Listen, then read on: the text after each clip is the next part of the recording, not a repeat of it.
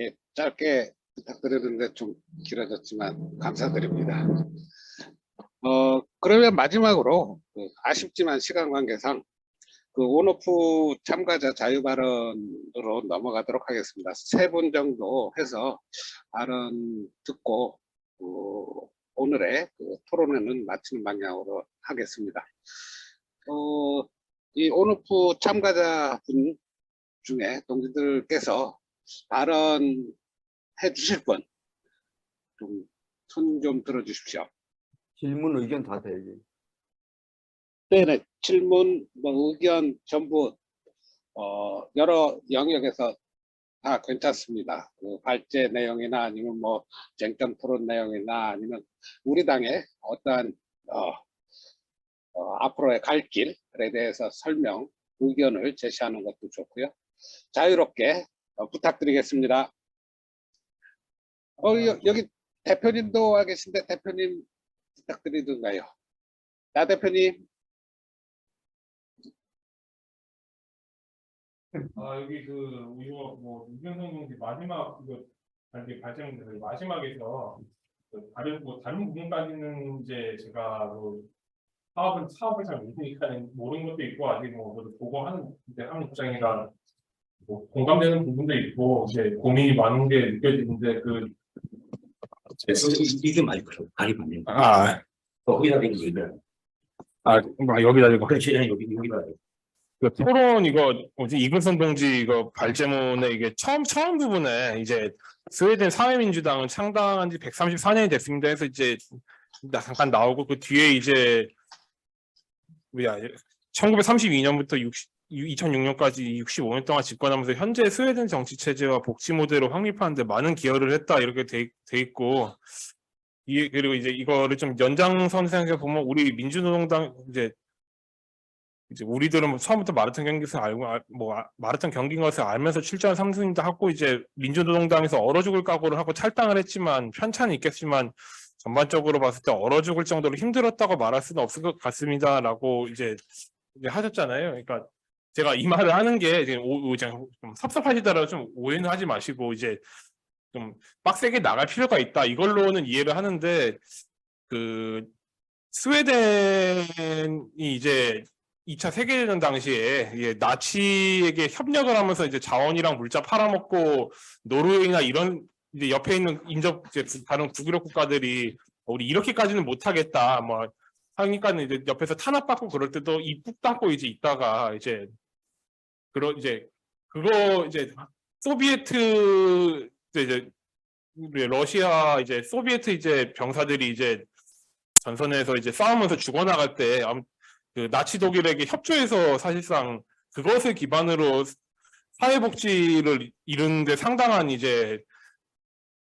어떤 자원으로 써먹은 걸로 저는 배웠거든요. 주변에서 그렇고. 그러니까 이 부분은 조금 안 맞지가 않다. 좀 비유하는 게 조금 안 맞지가 않나. 솔직히 어찌 말하면 얼어 죽을 정도 각오를 안 한 정도가 아니라 아예 비겁하게 붙어갖고 아예 비열하게 진짜 동지들이고 뭐고 다 갖다 버리고 그냥 우리는 너네가 죽던 말도 할 거야 하면서 이제 좀 쟤네 좀 담을 네 그럼 다시 소련한테 붙어야지 이렇게 굉장히 비겁하게 해. 이제 1차 대전 때 독일 3인당이 그랬던 것처럼 굉장히 비겁하게 좀 해서 복지란 거를 파일을 키워온 건데 아무튼 이 부분에 있어서는 저는 조금 좀 아쉽다. 좀 모르는 사람들이 들으면 그냥 이게 그렇게 좋았던 거구나 하고 넘어갈 수 있는데 저는 이거를 아는 동지한테 보고 듣고 배웠던 입장으로서 이 구절은 좀 문제가 좀 있지 않나, 좀 비유가 좀 안 맞고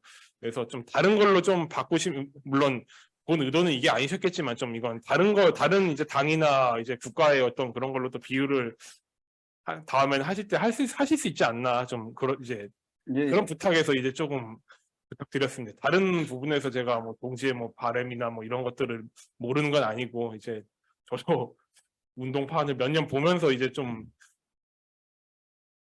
다른 좀 의견 고맙습니다. 제가 그런 내용들에 대해서 이게 모범적인 정당이라고 표현하는 의미는 아니고 연도수만 갖고 지금 제가 말씀드린 거예요. 100년씩 넘었더라. 두 군데 찾아보니까. 그러니까 브라질 노동당도 사실은 문제가 많잖아, 이제는요. 그래서 우리가 존중하면서도 그런 문제가 있는 나라 노동당들도 역사가 좀 잘못된 거 있죠. 그리고 일본 공산당 같은 경우도 옛날에 좀 이상한 그런 게 또 있단 말이죠. 그런 건 있어요. 다만 저는 오랫동안 100년씩 쭉 가더라. 우리도 이름 하나 가지고 힘들지만 당명이나 왔다 갔다 바꾸지 말고 한일인 가지고 힘들지만 쭉 가보자. 이런 의미를 봐주시면 고맙겠습니다. 예, 다음 분 질문 받겠습니다.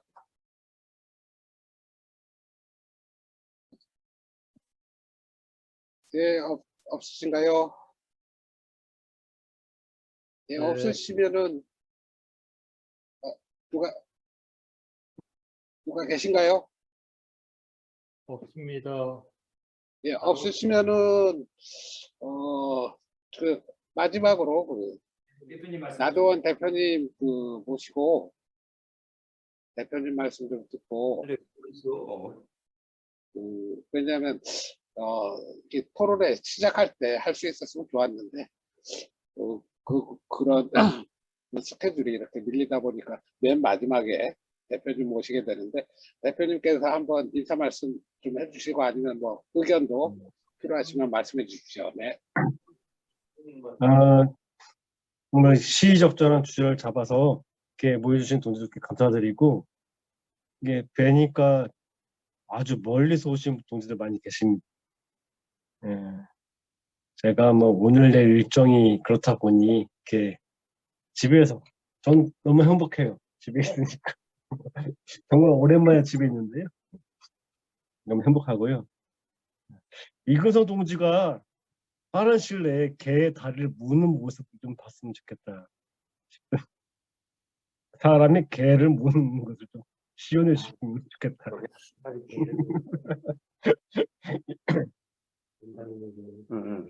근래 좋았던 영화 중에 하나가 우리 기생충이 상 받을 때 같이 후보자로 올랐던 영화가 1971 영화거든요. 1차 세계대전 영화. 근데 거기서 보면은 연락병이 공격을 중단하라는 그런 임무를 가지고 열심히 막 가는 건데, 거기서 참 음악도 훌륭했고 영상미도 훌륭했는데 제가 인상 깊었던 것은 뭐냐면 공허한 대의가 아니라 구체적인 소명? 이게 참 인상 깊었어요. 자기랑 같이 갔던 동료의 형을 살리기 위해서 끝까지 가는 거잖아요. 그래서 우리도 어떻게 보면은 사회주의라든지 큰 대의 이런 것보다 눈앞에 보이는 사람들에 대한 사랑? 뭐 이런 게 좀 중요하지 않겠나 싶어서 우리가 좀 그런 것을 늘 되새길 필요가 있겠다 싶습니다. 오늘 발제 중에 참 훌륭한 발제가 많은데요. 분노의 방향이 참 중요한 것 같습니다.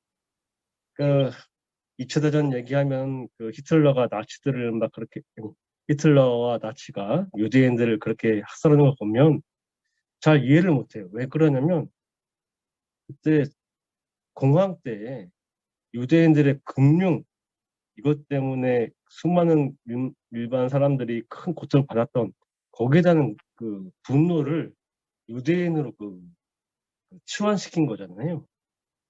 그리고 우리가 반대 경우에서 한국 같은 경우는 똑같은 상황 겪었을 때 IMF 때 근무기를 하고 이런 모습도 있었습니다.